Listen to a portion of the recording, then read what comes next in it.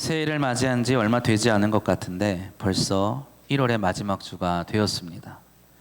이번 주는 주연절 후 넷째 주일입니다. 주연절, 주연이라는 말은 주님께서 나타나셨다, 주님께서 이 땅에 드러나셨다라는 의미를 가지고 있습니다.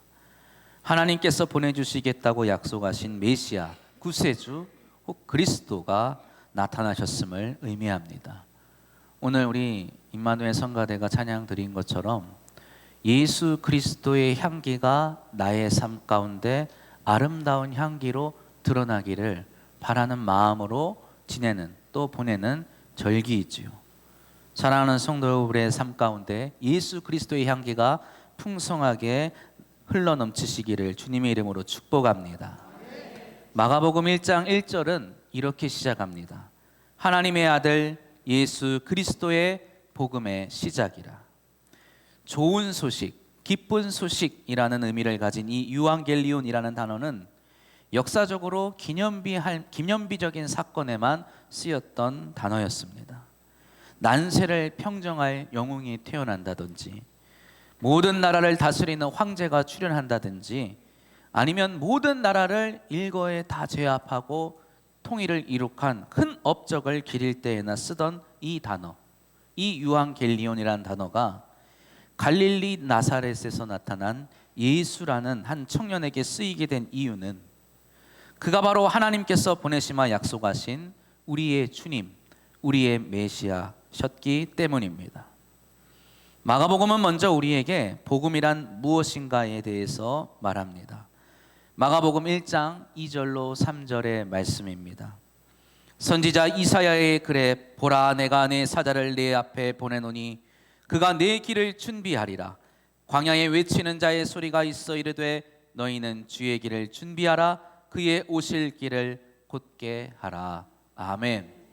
이제 오신다는 것입니다. 그가 우리의 길을 펼치러 인도하러 오시겠다는 겁니다. 우리는 그를 맞이할 준비를 해야 한다는 것이지요.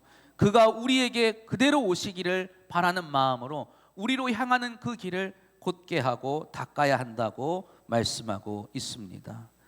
우리가 우리에게 오는 이 복된 소식, 이 기쁜 소식을 맞이할 준비가 되어 있음을 마가는 말씀하고 있는 겁니다. 저와 여러분에게 복음은 무엇일까요? 무엇이 기쁜 소식입니까? 은행 적금의 금리가 올라가는 것이 기쁜 소식일까요? 지난 금요일부터 이틀간 미국의 테슬라라고 하는 전기 자동차 회사의 주식의 가치가 15%나 떨어져서 수많은 사람들이 슬픔에 빠졌다는 뉴스가 나왔습니다. 내가 가진 주식이 가치가 올라가면 기쁜 소식이고, 그렇지 못하면 슬픈 소식일까요? 우리 집 아파트의 값이 오르면 좋은 소식입니까? 기쁜 소식이라고 하는 것을 어떻게 정의하느냐에 따라 다르겠지만, 적어도 저와 여러분, 예수를 구주로 고백하는 저와 여러분에게 있어서 기쁜 소식, 복된 소식, 복음이라고 이름 붙일 만한 것이라고 한다면, 그것은 앞서 말씀드린 그러한 일들에 대해서 우리가 말할 수 없다는 것은 아실 수 있을 겁니다. 마가는 말합니다. 하나님이 보내실 그 주님이 우리에게 오셨다고 말입니다. 우리를 구원하시고 우리의 삶을 하나님의 뜻으로 다스리실 구원자요, 왕이신 메시아가 오셨다고 말하고 있습니다. 그것이야말로 역사에 기록될 만한, 역사를 기원전과 기원 후 BC와 AD로 나눌 만한 놀라운 사건이라고 말하고 있는 것이지요.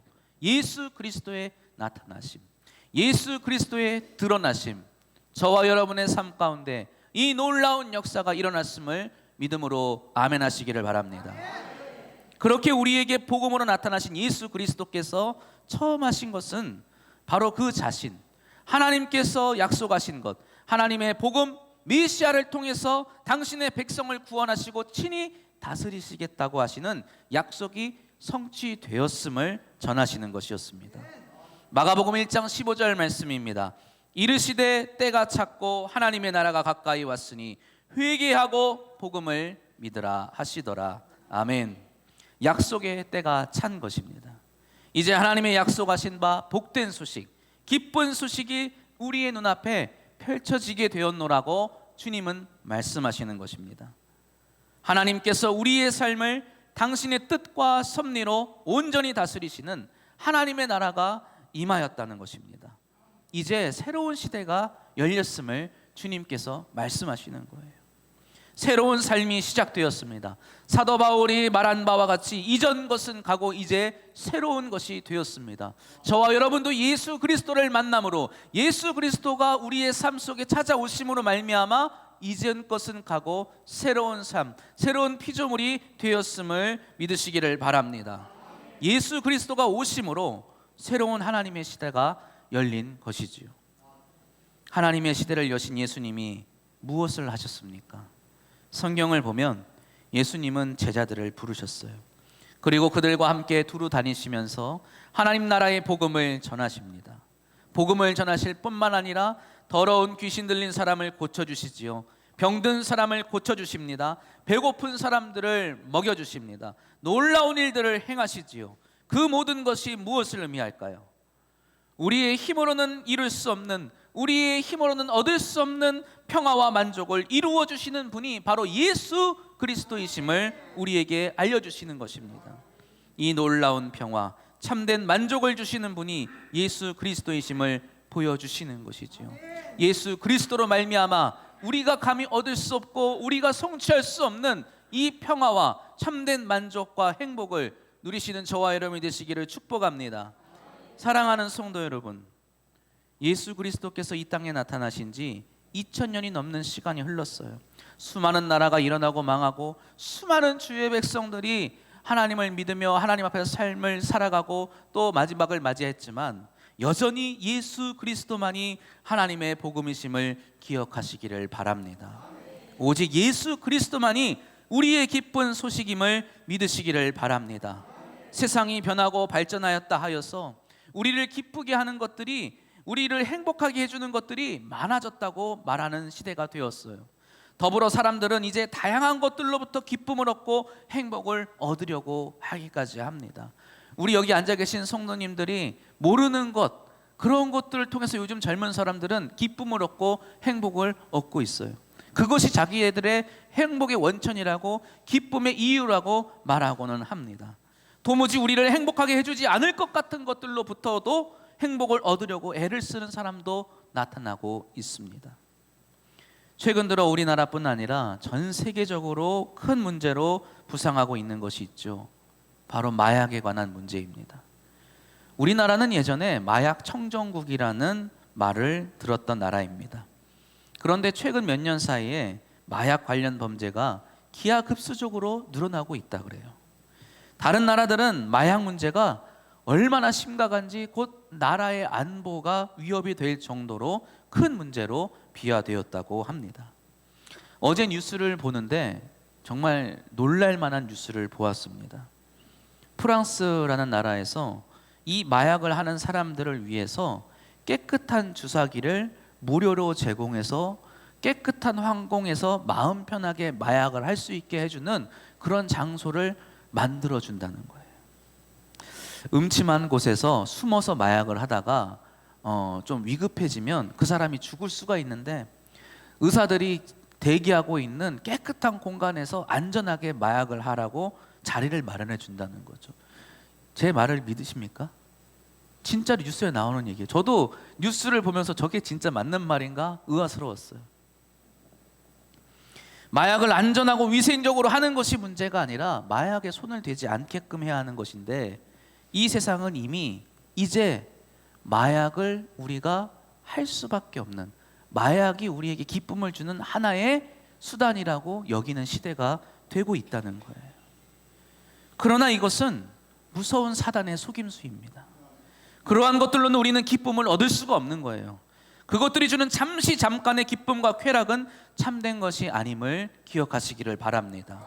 우리를 오히려 망가뜨리고 망하게 하는 것들임을 우리는 분명히 깨달아야 하는 겁니다.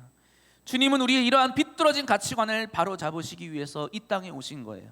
잘못된 가치관, 잘못된 경제관, 잘못된 윤리관으로부터 우리를 구원하시기 위하여 오셨습니다.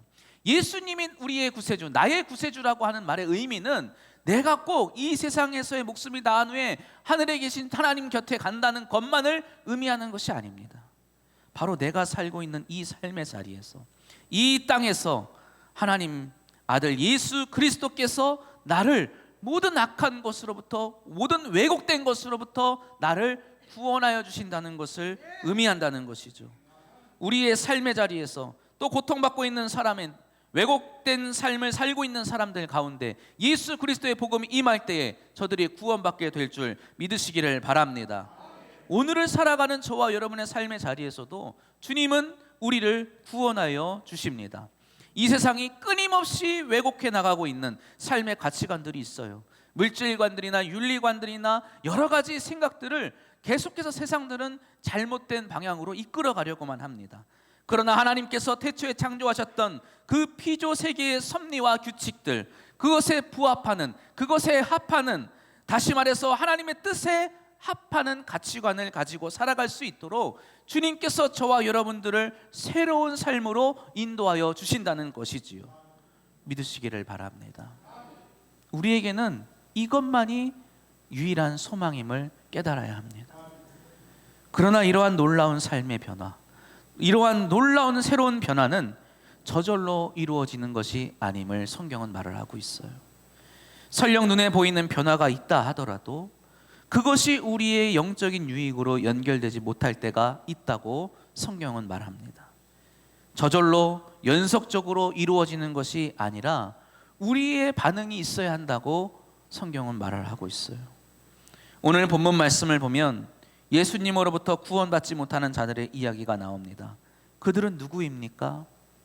그들은 스스로 경건한 자들이라고 생각하는 사람들이었어요. 그들은 스스로 해박하고 성경에 능통한 자들이라고 생각하던 자들이었습니다. 21절에 보면 안식일에 회당에 모여 하나님의 말씀을 듣는 사람들의 이야기가 나옵니다. 예수님께서 하루는 가버나움이라는 곳에 가셔서 안식일을 맞이하여 회당에 들어가십니다. 그들에게 성경의 말씀을 가르치시죠. 그런데 그 가르치시는 것에 많은 사람들이 놀라움을 감추지 못합니다. 그 이유가 무엇입니까? 기존의 성경을 가르치던 이 서기관들과는 다르게 그 가르침에 권위가 있었기 때문이라고 마가는 말합니다. 예수님께서 서기관보다 성경에 박식하고 잘 이해하고 있다는 의미가 아닙니다. 예수님의 가르침은 말로만 가르치는 그러한 가르침이 아니라 직접 드러나는 점에서 그들과 차이가 있음을 말하고 있는 것이죠. 하나님의 말씀을 배우고 하나님의 말씀을 가르치는 것으로 끝나는 것이 아니라는 겁니다. 그 말씀이 우리의 삶을 변화시키고 우리의 삶 속에서 진리로 드러나야 한다는 것을 우리에게 보여주고 있는 것이에요. 서기관들은 그것을 이끌어내지 못했어요. 그것을 단적으로 보여주는 것이 무엇입니까? 23절에 보면 그 말씀을 가르치시는 회당에 누가 있어요? 더러운 귀신 들린 사람이 있었다고 기록하고 있어요.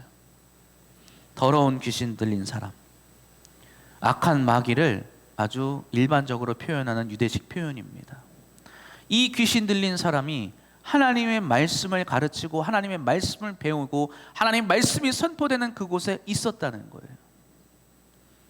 마가는 지금 의도적으로 회당에 이 귀신 들린 사람이 있었다고 언급을 하고 있는 거예요. 3장의 뒤에 있는 3장에 보면 똑같은 이야기가 또 나옵니다. 회당에 안식일 날 예수님께서 회당에 찾아가시니 그 회당에 누가 있어요? 손이 마른 한 병자가 있었다는 것이죠.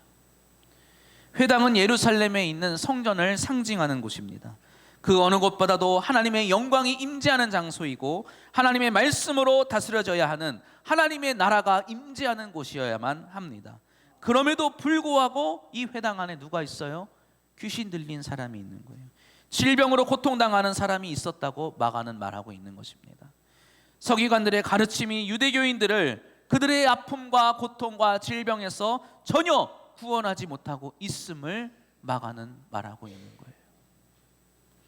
그러나 주님께서 말씀으로 가르치시자 그 자리에서 그동안 아무 일 없이 얌전히 있었던 그 귀신 들린 사람이 벌떡 일어나서 이렇게 말합니다. 나사렛 예수여, 우리가 당신과 무슨 상관이 있나이까? 우리를 멸하러 왔나이까? 나는 당신이 누구인 줄 아노니 하나님의 거룩한 자니이다. 귀신들의 고백으로 우리는 진실을 마주하게 되는 거예요. 나사렛 예수는 악한 영을 멸하시고 우리를 구원하시는 분이심을 믿습니다. 나사렛 예수는 하나님의 거룩하신 자, 우리의 구세주 메시아이심을 믿습니다. 귀신은 예수님의 꾸짖음에 그 사람으로부터 나오게 되고 그 사람은 깨끗이 고침을 받게 되었어요. 그런데 이 모든 놀라운 일을 지켜본 사람들의 반응이 이상합니다. 안타깝기 이를 데 없어요. 우리 함께 읽어보도록 하겠습니다. 마가복음 1장 27절 말씀입니다. 시작. 다 놀라 서로 물어 이르되 이는 어찌미냐?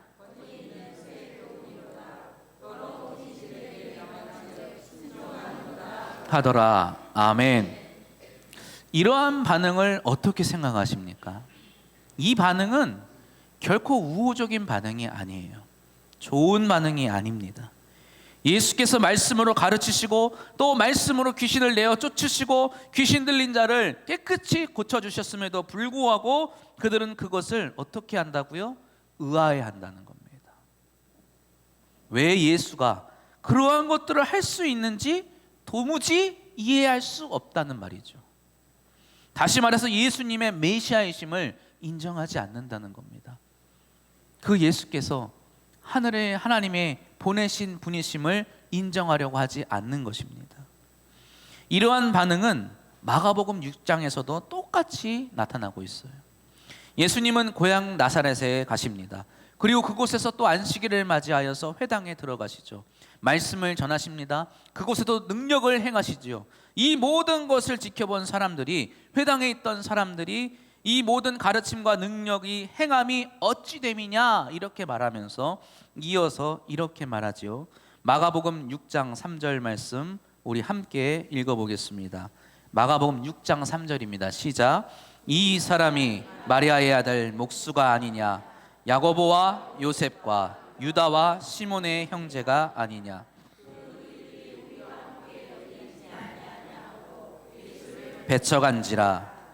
예수를 배척한지라. 이 일이 어찌미냐? 이 이가 목수 요셉의 아들 아니냐? 이미 이 일이 어찌 됨이냐? 예수를 배척했다고 말하고 있어요.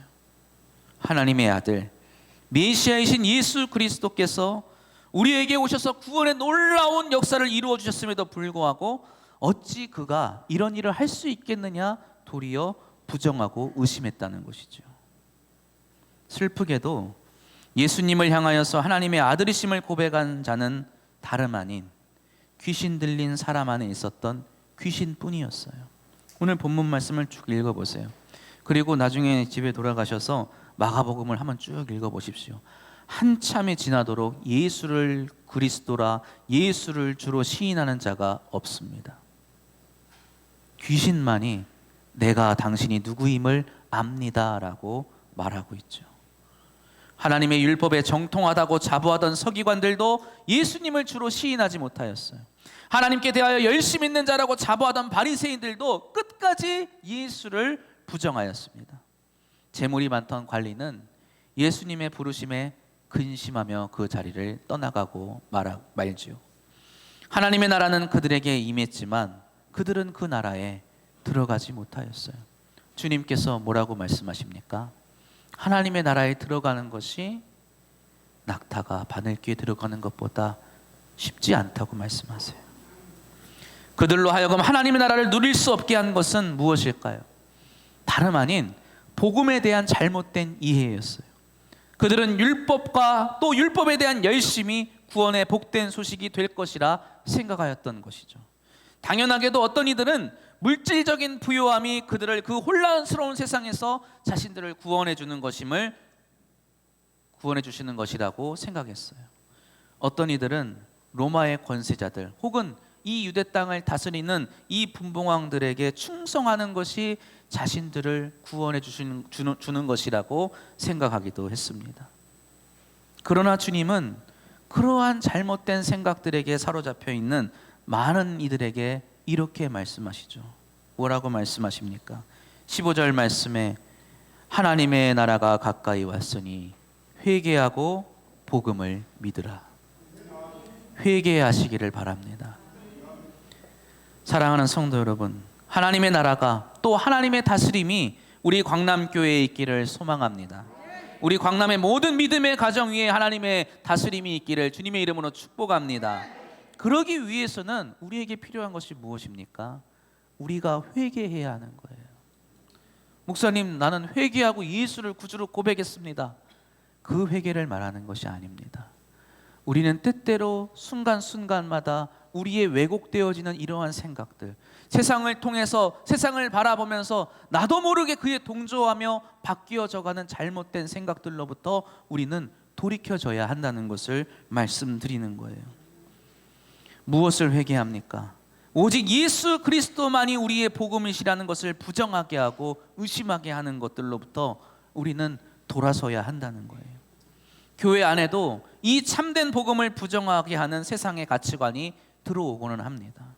돈이 많아야 행복하고 평안할 것이라는 생각, 사회적 명망이 높아지는 것이 삶의 가장 기쁜 소식이라는 생각, 학문적으로 학술적으로 성경을 접근하고 이성적으로 신앙생활을 하는 것, 이러한 모든 것이 우리로 하여금 예수 그리스도만이 우리의 복된 소식임을 부정하게 하는 그러한 가치관과 생각들이라는 것을 우리는 경계해야 합니다.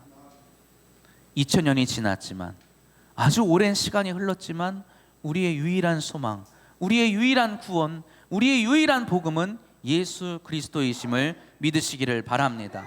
나사렛 예수만이 우리를 부욕해 하시는 분이세요. 나사렛 예수만이 우리의 기쁨이 되시는 분이십니다. 나사렛 예수만이 우리의 영광이 되심을 믿으시기를 바랍니다. 아시지 않습니까? 저는 시골에서 목회하던 목사예요. 시골에 있는 분들은 대단한 삶을 사시는 분이 많이 없습니다. 저도 대단한 목사가 아닙니다. 저는 그분들에게 다른 것 해드릴 수 있는 것 없어요. 오직 예수 그리스도만이 우리의 소망이심을 전할 따름입니다. 그 소망을 붙들고 많은 분들이 기쁨 안에서 살아가고 계십니다. 그 소망을 붙들고 많은 분들이 정말 부유한 삶을 살아가고 계셨어요. 하나님의 놀라운 일하심을 보며 하나님의 다스리심으로 하늘의 축복과 또 땅의 기름진 복으로 점점점 삶이 풍요로워지고 형통해지는 것을 보며 저도 살아계신 하나님을 체험하는 목회의 기간이었습니다. 사랑하는 성도 여러분, 오직 예수 그리스도만이 우리의 소망이심을 믿으시기를 바랍니다. 지식을 쫓던, 경건을 쫓던 서기관과 바리새인들은 끝끝내 예수님을 구주로 영접하지 못하였어요. 예루살렘의 영광과 성공이 있을 거라고 여겼던 제자들은 예루살렘에 정작 도착해서 십자가에 달리신 예수를 바라보며 모두 무서워서 도망치게 되었습니다.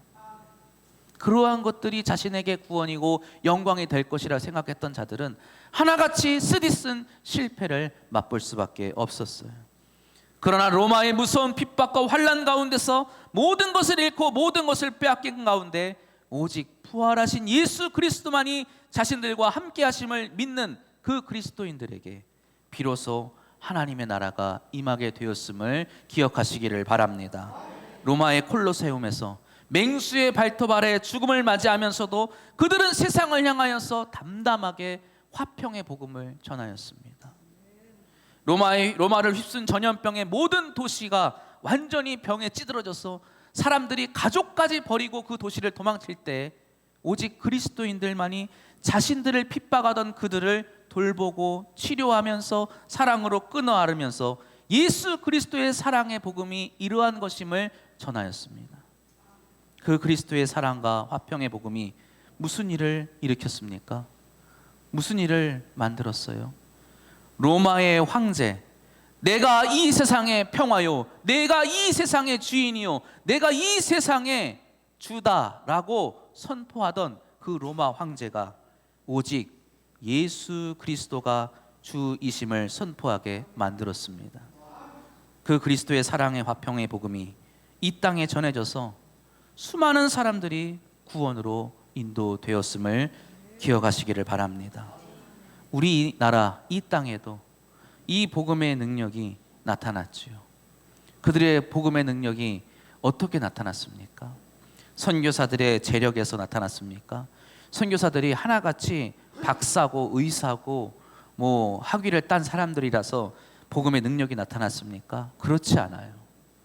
그들의 굶주림과 죽음 가운데에서, 그들의 헌신 가운데에서, 그럼에도 불구하고 오직 그리스도만이 우리의 참된 소망임을 믿으며 예수 믿으라고, 예수만이 당신에게 유일한 소망이라고, 예수만이 당신에게 유일한 구원이라고 전하였던 그들의 고백을 통하여 이 땅에 복음의 능력이 나타났음을 기억하시기를 바랍니다. 사랑하는 성도 여러분, 우리 광남교회 안에 이 믿음의 고백이 있기를 소망합니다. 오직 예수 그리스도만이 우리 교회의 소망이심을 고백하시기를 바랍니다. 비뚤어진 물질관과 윤리관 등 잘못된 가치관에 흔들리지 아니하고 오직 예수 그리스도께서 말씀하신 사랑과 섬김의 복음으로 사람을 살리고 사람을 키우고 사람을 고치는 광남의 모든 믿음의 권속들이 되시기를 주님의 이름으로 축원합니다. 기도하겠습니다.